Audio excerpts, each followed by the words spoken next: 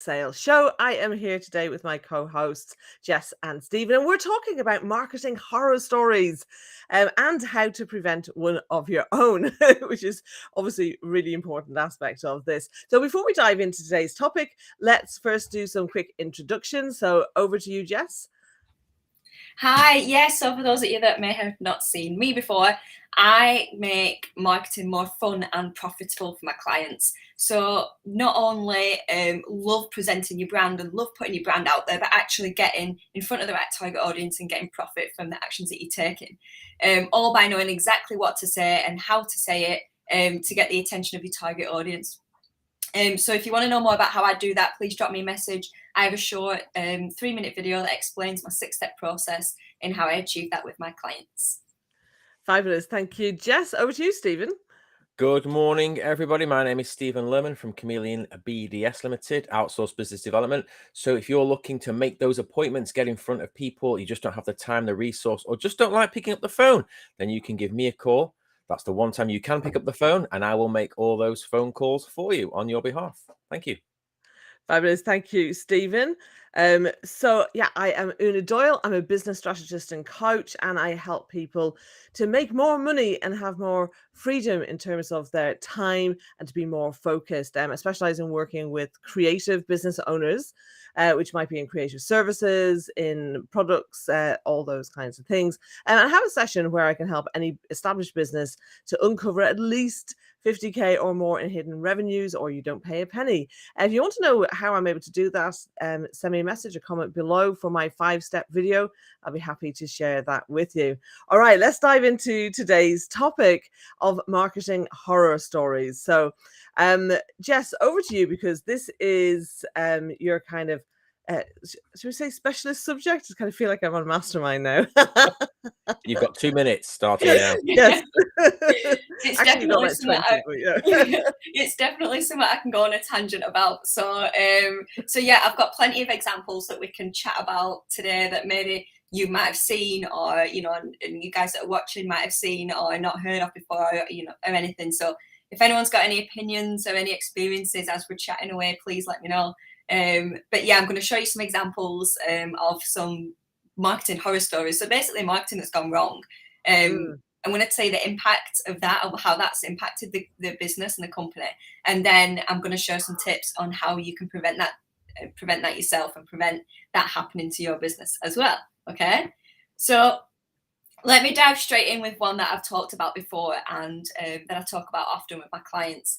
And it's Dove, the toiletry company. Okay. They've done quite a few marketing horror stories. They've done quite a few things where they've presented the brand and people have hated it. It's had the complete opposite effect.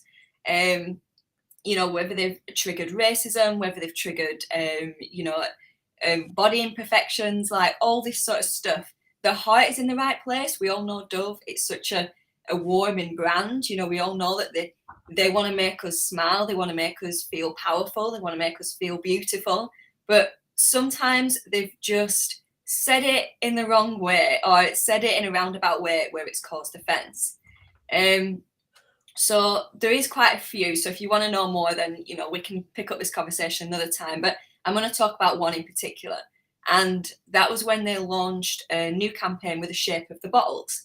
So they had various bottle shapes and with the same product inside. And the message was basically, no matter what shape or size you are, Dove is for you. Dove can make you feel beautiful and things like that. But obviously the shapes weren't very flattering for some people. So people was really offended by, the shape of the bottle and things like that, the message behind it, instantly took to Twitter and things like that, because now that's the power our customers have, isn't it? It's no longer, we have a bad experience, we tell 10 people. We have a bad experience, we can tell 10 million people. So all of a sudden, people I'm going to ask can I ask some questions? Because yes, yeah. So I'm a plus size person. I've got extra curves, right? And so I'm curious because who was it that was offended? Was it people who aren't what we would see in magazines, or was it the people who we would kind of see in magazines? I think it was a bit of both. but I think it was more maybe the people we wouldn't see in magazines, or we probably would now. You know, things are times are changing. But I think it was a mixture of both. But yeah. So what exactly were they taking issue with? Was it that because I on the one hand I can see, like, you know, people talk a lot about representation. Okay, so like I'm in the sewing community. I sew as a hobby. I'm sure anyone who watches regularly will know, or speaks to me regularly will know. And so one of the things that is really great is like we're now seeing plus size bodies on pattern covers. Whereas you wouldn't have seen that in the past. We're also now seeing a much more diverse community in terms of race, also in terms of people who are less abled. And so there's, you know, different genders even as well in some instances as well, you know, which is great. Because yeah, and so like, isn't representation a good thing? I think this is where Dove were coming from. So Dove was kind of saying, we want to make everyone feel equal, make everyone feel included, make everyone feel that no matter what shape you are, you know, it doesn't matter. You know, we can all use the same products. We can all feel beautiful. We can all, you know, it doesn't matter. But not everyone has that mindset, do they? You know, not everyone from a consumer point of view has that mindset. And I think because Dove are so huge, they're so global, they're so, you know, they've got such a mass audience. They're probably not as their audience is probably not as concentrated as what maybe a smaller business would be. Yeah. So, I've got a question too on the back of what Una just said. Sorry for jumping in, but isn't part of marketing doing market research? Don't you take polls? Not you personally, but I mean, listen, I watch shows where they go out and do market research. Now I know it can be skewed and they tend to shy away from the extremes, but you know, for a brand like Dove, you would have thought they would have gone out to a mass market and done a bit of research. Say, would you be offended if I showed a bottle that was this shape or that shape, or would you not care less? I mean, yeah, you know, these advertising executives are paid fortune. Well, they have big budgets to be able to afford to do that as well. Exactly. Yeah, the whole focus groups and the mind boggles, Jess. It's ridiculous that this stuff. It's how things just slip, isn't it? Like, you know, that's something that definitely could have avoided this. More in-depth research, understanding your customers, even with a campaign, soft launching it. You know, soft launch it to if you select, do some market research on that front. Quite a few of us here would have probably seen Mad Men. You know, they did soft launch things and tested things to a group of people. We've got a question from Debbie actually. Yeah. With ad campaigns, isn't it impossible to please everyone? Yeah, I would say it is. But you don't want people to feel that emotional about it, that they would take action. If you can't please everybody, not in a negative way, anyway. It's really interesting because, like, I'm not a Twitter person, right? I mean, I do share some stuff on Twitter, but I don't really engage on Twitter. Partly because I don't know, I just somehow don't resonate with it the same way that I do to LinkedIn or. Yeah, I mean, LinkedIn's kind of my main place for business, though personally, I probably spend more time on Instagram than anywhere else. But that's all sewing related stuff. But it's interesting, isn't it, that like, because I'm trying to get an angle on what was it that actually offended people. So was it that, like, what were the criticisms that were targeted at them with this campaign? Do you know? It was the shape of the bottle, so I could dig out an image and I'll post it in the comments. It was the shape of the bottles, people saying that these were offensive shapes, kind of stereotyping these shapes, things like that. Let me dig it out as we're talking, and we can share it as well. Well, while you're doing that, I'll share a little story. It's not a horror story. It was just something that was a bit awkward for me, but just hopefully I can help other people from doing this as well. And this was when last year I went back to exhibiting, you know, as things opened up. And so I was doing some talks, some exhibitions. So I was getting, you know, all my new branding done and things. I was just trying to pull out. Here we go. Here we go. In fact, because someone else has written their details on this, so I'll just cover that. So these were designed by Jess, by the way. I don't know if I can get that up there. So lovely branding and everything. And I also, on the back of all my cards, I have different things. So here's like a free video training. I have quotes, I have stats, and they all had a QR code. And what happened was, unbeknownst to me, that I actually had somehow, because I didn't want to do this, but I'd somehow selected a premium level on the QR code generator that I was using, but it was a free trial. So I had no idea. I hadn't been asked to put any card details in, and I had no idea that the day that the exhibition happened, it ran out. So even though I had checked these the day before, they suddenly weren't working. so so I ended up at an exhibition where people, and not only did I have these QR codes on my cards, I also had them on the banners behind me. So people were kind of going to do the, have their phones, do the kind of banner thing to kind of bring up like a marketing evaluation thing, and it just all these other things, and none of them were working. Like I was just going, oh no, I can't believe it. So that was a kind of minor embarrassment more than a horror story. But just to say, if you are using QR codes, check, are you on a free or a paid plan? If you're on a paid plan, make sure that you're signed up properly. And if you think you're on a free plan and you're not, then make sure you fix that before you actually go to print. Because now I'm tied in, because all my stuff is there and I can't change the QR codes until all of this stuff is run out. And I no longer want to use those roller banners. So yeah. So anyway, just a little minor thing for me that was kind of quite frustrating and a bit embarrassing. So there we go. I mean, I guess proofreading, that comes on like marketing horror stories, doesn't it, a little bit?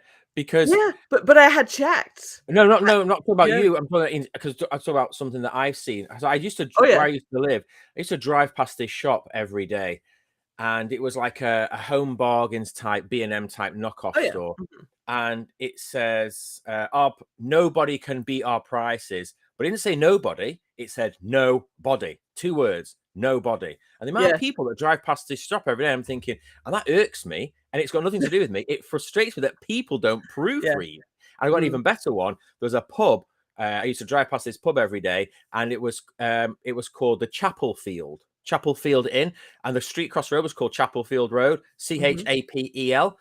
The guy that wrote the pub sign, Chaple. Oh dear. Chaplerfield. And it used to be called Caribbean something or other, but they spelled it wrong and called it Caribbean. Right. I mean, so yeah, that's something we all need to watch out for, isn't it? And it's good to have those very detailed people, because like a lot of the time people in marketing are very creative, big picture, not always so good with the details. So it's always good to have somebody else. In fact, when I used to work in public relations, so I used to work in agencies, we never let anything go out the door unless someone else had proofed it, because you don't see your own mistakes. No, our brains compensate and we see what we expect to see. So yeah, proofreading that's a good one, Stephen. Thank you for bringing that up. Yeah, I think it's that's definitely a good one there. So Jess, have you managed to locate what we're looking for? I don't know if we're going into too much detail with this, but I'm just really curious. Just as somebody who who is not a kind of typical magazine type shape, I'm just curious because I like the idea of it. I think the biggest mishap in what fueled it was that they called it the Real Body campaign as well. So for people that didn't fit these shapes, that they're saying, well, I have a real body, I just happen to be skinny. So they were saying, there are people just confused about it in general. People saying, well, what do I do if I don't fit any of these shapes? And people saying, thank God Dove's created these bottle shapes, and now I can feel less insecure about who I am. And a lot of these feedbacks on coming from the marketing in themselves, a lot of it is mindset, and a lot of it is in that individual person. But like we said, because Dove is such a big brand and they've got such a mass audience, there are people that are going to take offense. And as soon as they do, they'll broadcast it to millions, won't they? And other people jump on board, and then people that might not even buy Dove will jump on board and things like that. And that's when it gets out of hand. There was even one about someone saying, great kind of diversity campaign, Dove, but why are your bottles white? So again, it's not fully being diverse on that front. And Dove have even done another campaign where this is horrendous. I hate repeating this one, but it just shows the impact of it. There's a black woman with a brown top on, and she takes the top off, and as she takes the top off, she reveals a white woman with a white top on.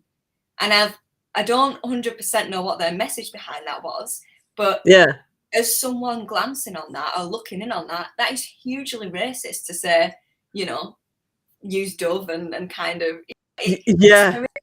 so these sort of mistakes.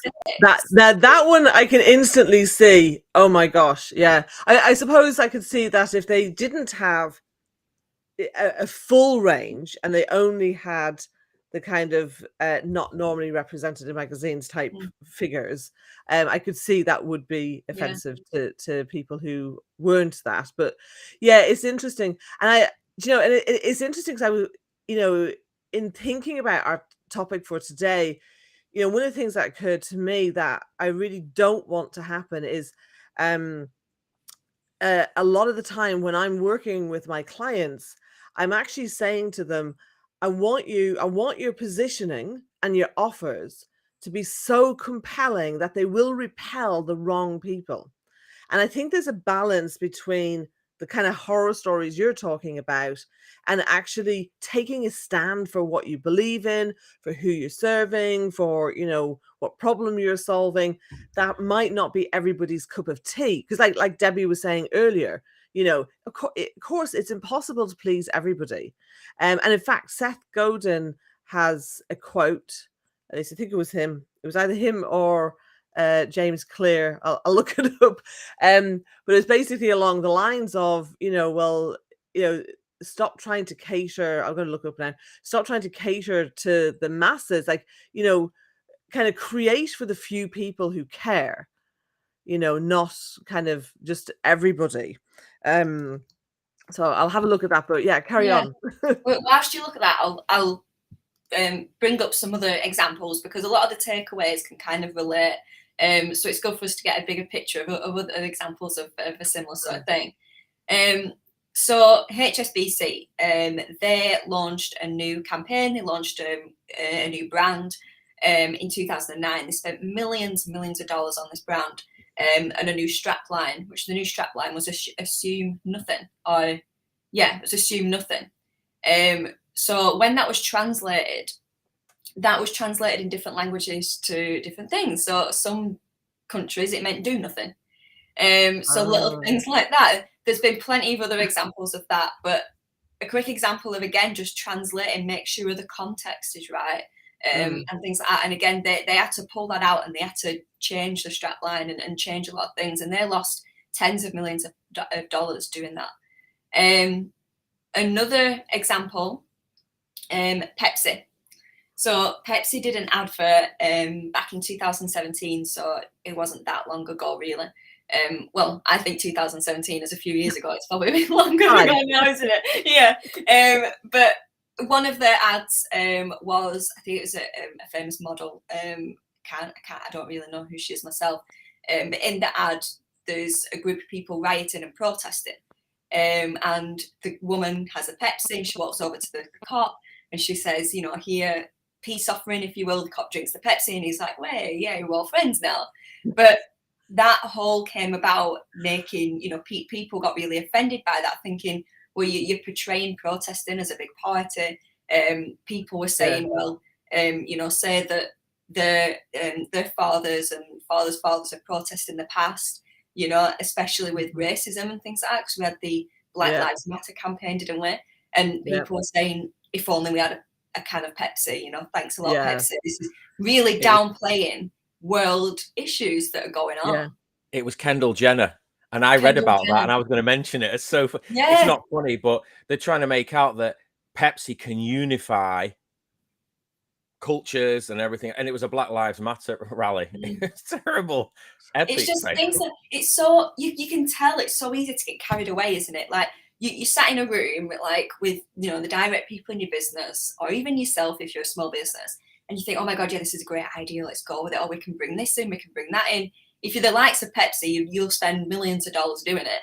But you're just thinking, yeah, this is great. Let's jump on with this. Until you actually have to reflect, take a step back, do that research, like you were saying, Stephen, do that proofreading. To actually, bring yourself Debbie's just shared here actually. When Amazon opened in Sweden, they didn't pay attention to their translation, and many products were listed with words of intimate body parts when they were simple kitchen utensils. Oh my god! I think KFC did one similar. Finger licking good. We all know that. I think in China they translate, or somewhere else it translated to like eat your fingers or something, like right, like just gruesome. Do you know there's in China, Mercedes-Benz is often in China. Mercedes-Benz is called Benzi. It's often known as Benzi, and Benzi translated from Chinese into English means "rush to die." Oh my god! Wow! And Not another one on your car, right? Yeah, talking about China, Coca-Cola is translated as "bite the wax tadpole," whatever that means. See, simple things, simple things that getting a decent translator on board, understanding the culture, the content. And that's the thing. If anyone wants one, I actually know one who's based in Canada and who has got all this cultural stuff around translation.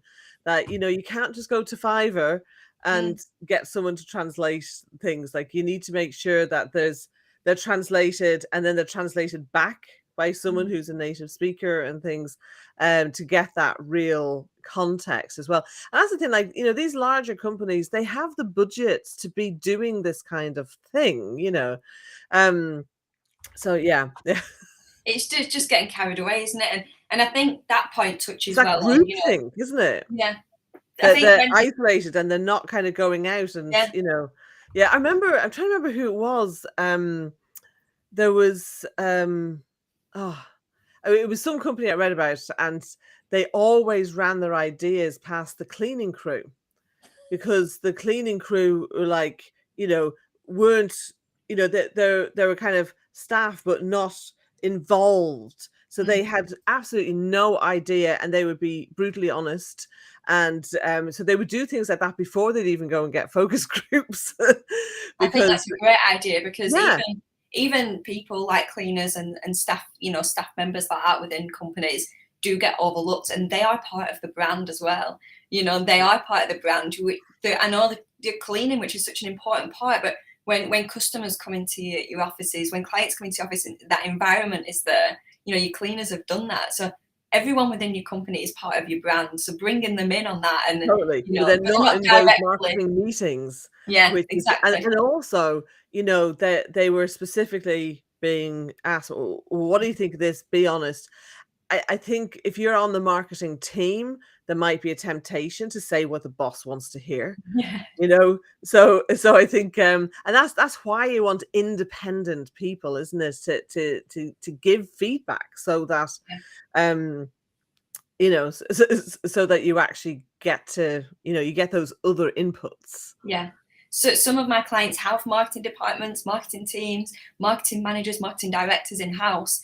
But every quarter or so, it's great for someone like me to come in and review it from the outside in, and kind of map it out. And because it is easy to get caught up in the day-to-day things, and someone has a great idea and you go, yeah, let's roll with it, without really looking into it. But yeah, let me move on to a couple of others. So Bloomingdale. So I wanted to mention them, make sure I had enough time to mention them, because Bloomingdale's is such a huge brand, isn't it? Such a luxury brand, and you think, God, the likes of Bloomingdale won't trip up, thing like this. Well, they have. You're chuckling away, going, oh, go on, tell us this, can't wait. In 2015, so again, quite a good few years ago now, they did a printed ad. So again, a little bit different to online, whereas Dove and Pepsi could instantly pull the advert off YouTube and TV and say, okay, we apologise. Bloomingdale's is a printed ad in a magazine, so they couldn't run Right. around and No. burn all the magazines, could they? So it was out there. And they had an advert. It was a woman who was laughing and she was facing the other way, and a male friend was stood next to her, watching her. And the caption was something like, "Spike your best friend's eggnog when they're not looking." I've seen that. Now, What? I wasn't in the room. I don't know what the thoughts or the meaning behind all this was about, but that was it. That was the strapline. Bloomingdale's. Like, Spike and your this best was friend's in eggnog English. This is when you're not not like a looking. mistaken translation. This is in English. Oh my God. It was like it was around Christmas time, so it's like Christmas party kind of time.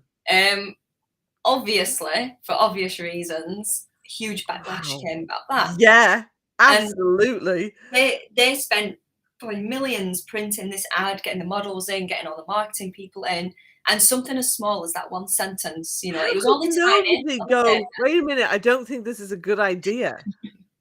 Nobody wants to be that person that raises that objection. If Yeah. I everybody else am that does it. person. I would say that. Yeah, absolutely, Terrible. absolutely mind-blowing how these things happen. Wow. So yeah, it was out there then. All they had to do was apologize and ride it out, because it's probably still out there now. There's fucking copies out there now. So that was the one that I wanted to mention. I have two more that I'll briefly go through, and then we'll go through some tips, because I wanted to do the tips after the takeaways after, because a lot of them do overlap. So I didn't want to keep repeating myself as I was telling examples. So another quick one was Gap's logo redesign. So another fashion brand, Gap, they did a logo redesign a good few years ago now. I use these as an example to my clients in keeping that communication open, because Gap launched this new logo. Hey, look at us, we've got a new logo, like, come on board. Because it was kind of new, people didn't understand why they were changing it or if they were changing it. The audience took, a bit of like, oh, like, well, what's going on? Are you changing as a company? They just got a bit confused and things like that. I'd say that happened because they didn't communicate enough to the customers. And also they didn't balance that we're evolving. So when people think of rebrands and logo redesigns, it is a fearful thing, because you think, I don't want to change everything about how I look and who I am. So there is that balance between keeping tradition and just modernizing and evolving what you've got, rather than completely changing things. So that was one. And let me jump into a final one as well, was between Coca-Cola and Pepsi. So again, I use this example a lot in my sessions, because with my clients, I actually do a competitor strategy to avoid this happening. But have we all heard of the Pepsi Street Taste Challenge? Yeah. So Pepsi, they recently relaunched this campaign, and they basically, go to people in the street. They've got a can of Pepsi. They've got a kind of mysterious red, likewise drink, and they say, let's do a blind taste test. Which do you prefer? 7, 8 out of 10 people prefer Pepsi. But this campaign was first launched, it might have been in the 80s, a good while ago now. And when they did launch that campaign, Coca-Cola panicked. They were thinking, oh my God, people prefer Pepsi to what the taste of our drink. We need to change what we're doing. We need to change our drink. We'll secretly go behind the scenes. We'll, evolve our recipe, and then we'll relaunch it, and we'll top trump Pepsi, and the world will be at peace again, sort of thing. So they did this, and they relaunched this product. They put loads of money into how they launched it and everything. And the loyal Coca-Cola fans hated it. Why have you changed it?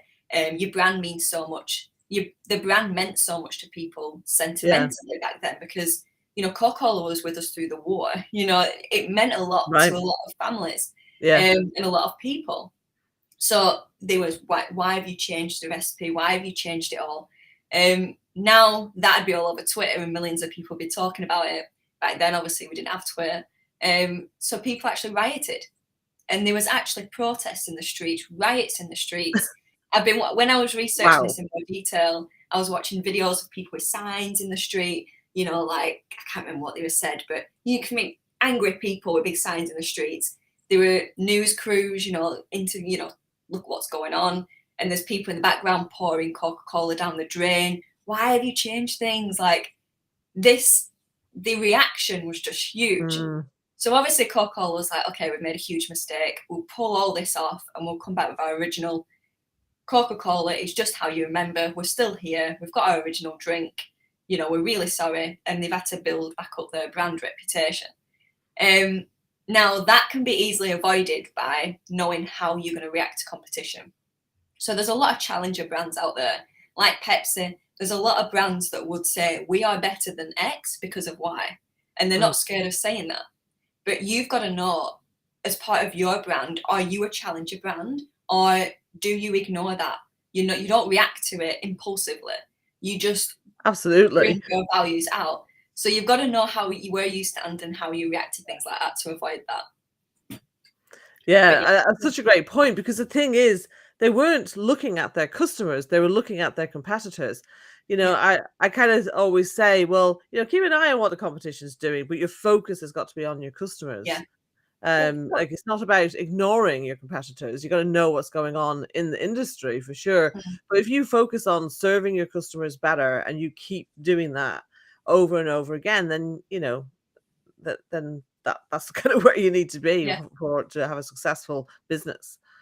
What about if it's not broke, don't fix it? I mean, for a solid, iconic brand like Coke, the mind boggles, seriously. It's that panic, isn't it? It's that fear of, oh my God, we're going to lose what we've got. We need to react.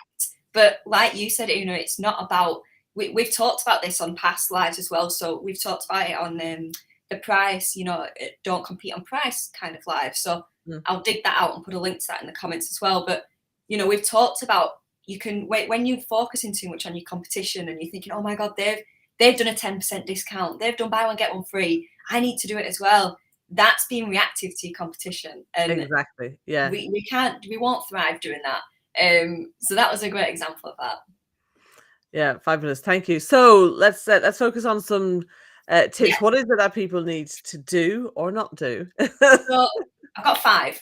Number 1, we need to carry out regular audits and regular reviews on our brand, our marketing, our business plan, where we're at. I've worked with Una for a few years now, so I've learnt this off Una. I work within quarters within my business, so I adapt that on with my clients as well. And every quarter we have a brand review. Even if nothing changes, we're at least grounding ourselves back into what we're about.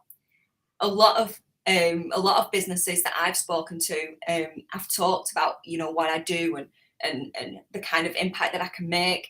And it turns out they've got some brand guidelines in a drawer. Like, most of the time they're not as detailed as they need to be, but they've got something there that they can use.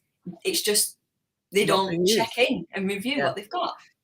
So reviewing what you've got and auditing what you've got. I do have a DIY audit kind of workbook kind of thing. So if you're thinking, oh God, where do I even start with that? Drop me a message and I'll send that over to you. It's a few questions and just helps you get into that mindset of reviewing.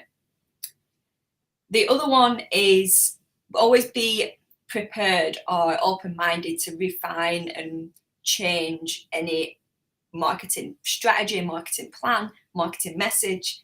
If we've learned more than anything over the past few years, things can change like that.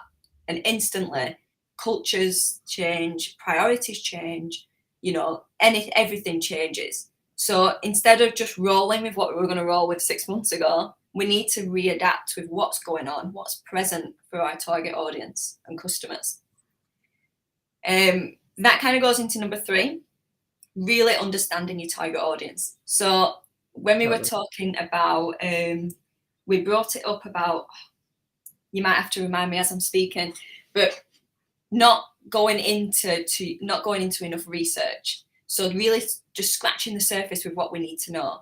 So don't just think, oh yeah, I know my target audience. I know what age they are. I know where they work. I know what they want out of life. I know what their family is. Yeah, I've got a clear vision of who they are. You need to really get into the mind of them.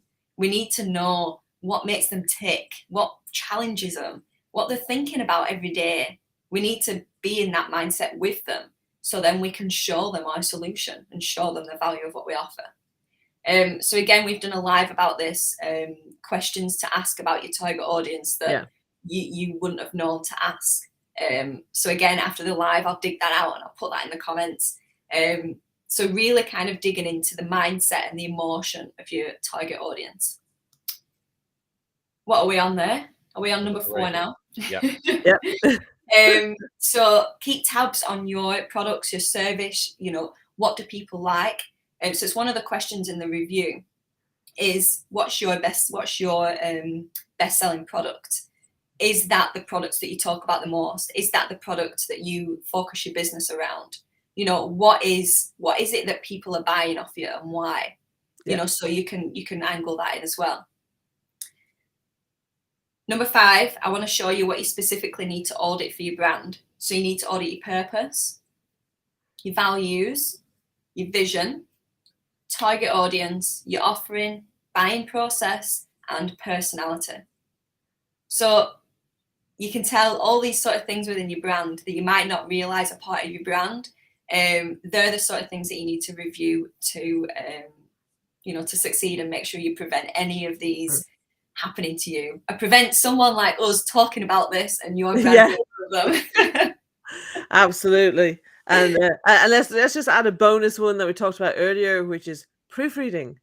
Yes. And actually, you know, this does apply to the small businesses, because like how many memes have we seen where there's a van with the door open, and so when it's closed, it's got the business name or a strap line, and then and then it ends up saying something rude, you know, or having a funny image. So and that's it, just going that one step further, isn't it? To, you know, not just we'll tick a box, we've done that, move on to the next thing. Going one step further with it. I think just having that independent sounding board, you know, whether it's your business coach, whether it's, you know, someone like Jess, like just somebody who will tell you the truth and isn't going to be a yes person because they're concerned about their job. I think that's really important. And actually, I bet you there are times when, you know, maybe research was done or focus groups happened and they just didn't listen to the feedback that came and kind of felt like, no, I know better. So yeah, I mean, it's interesting, isn't it? Because you got companies like Apple who I don't know what they do now, but certainly in Steve Jobs' day, they never did any research. Certainly when it came to products and creating products, you know, you know, it's been said that Steve Jobs' idea of market research was to look in the mirror and say, what do you think? And so I think, you know, for somebody like Steve Jobs, who was undoubtedly a genius, and it comes to product things, then, you know, okay, great. You know, sometimes, like I would say probably for every Steve Jobs, there's probably 50 people who do that and don't succeed. You know, sometimes we need to understand that, you know, these people can be outliers, and you know, that there's kind of sound principles in business and in marketing that we need to follow. And if you do kind of break the rules, then you do it knowingly, and that there's, you know, and also you got to understand, is something going to sink the ship? You know, if we take this risk and it's a calculated risk and you know, hopefully an educated risk, then, you know, that's great. There are times when you definitely need to do that in business, but you don't want to do it if knowing that if it goes wrong, that actually that's going to, like, your whole business is kaput. So that's yeah, you've got to be careful, you know. And that's the thing, like with Coca-Cola, like instead of changing their core product, you know, they could have done what they've done since, which is innovated around extra, you know, kind of sister brands, couldn't they? So, which is probably where that, you know, then ended up coming from. So yeah, fantastic. Stephen, any other questions or anything to add? No. I was looking online the other day when I realized we were doing this, the topic talking about epic fails, and there's one that just amused me. It's all about translation, things getting lost in translation. You know, I don't know if we have. I've not really seen it over here, but in America they've got this brand of tissues called Puff tissues. But in Germany, Puff translated is slang for a house of ill repute. Oh, So it's all about Yeah. doing your research, and like Yeah. being meticulous when Yeah. you're branding products for all over the world. Yes. You just can't. You've got to be so careful, otherwise it could just be an absolute marketing nightmare. Yeah, definitely. Crazy. So, But I do. and yeah, the one thing I want to leave people with as well, and thank you, Debbie, for your comments. You're saying what an interesting, engaging live, and thanks for the insights, which is so important to small, fairly new, evolving business like mine. Really appreciate the discussion. You're very welcome, Debbie. I don't want people. I want people to take the steps that they need to take, but what I don't want them to do is to be afraid to market. Because I think a lot of the time in small and medium-sized businesses, well, certainly with smaller ones anyway, because usually to get to be medium-sized, they have done some marketing. But, occasionally, sometimes, people might have a product that is very much in demand, and so they don't have to do a lot of marketing until they get to a certain point. That can happen too. So, I don't want people to be afraid to market. What I want them to do is like take the steps that Jess has said there and implement those. And then, you're in a position to make sure that when in your marketing that you're not going to have these kind of horror stories happen. And they are rare.